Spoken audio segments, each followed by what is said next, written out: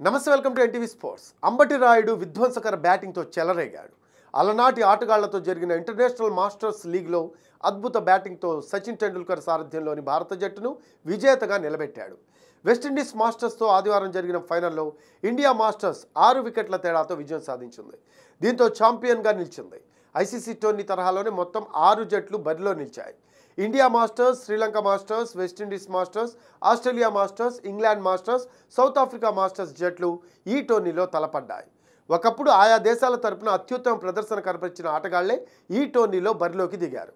ముఖ్యంగా 1990 నుంచి 2000 మధ్య వెలిగిన ఆటగాళ్లు బరిలోకి దిగడంతో ఆ జనరేషన్ అభిమానులు ఈ టోర్నీని బాగా ఆస్వాదించారు.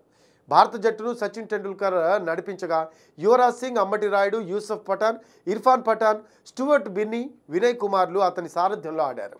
ఈ టోర్నీలో ఫైనల్తో సహా 7 మ్యాచ్లు ఆడిన సచిన్ సేన ఒకే ఒక్క మ్యాచ్లో ఓటమి పాలైంది. అది కూడా లీగ్ దశలో ఆస్ట్రేలియా మాస్టర్స్ చేతిలో ఓటమి పాలైంది. ఈ పరాజయానికి భారత్ సెమీస్లో బదులు తీర్చుకుంది. ఓవైపు రోహిత్ శర్మ సారథ్యంలోని టీమిండియా వరుసగా టీ20 ప్రపంచ కప్, ఛాంపియన్స్ ట్రోఫీ 2025లను గెలిస్తే భారత మాజీ క్రికెటర్లు బరిలో నిలిచిన తొలి ఇంటర్నేషనల్ లీగ్ టోర్నీలోనే విజేతగా నిలిచారు.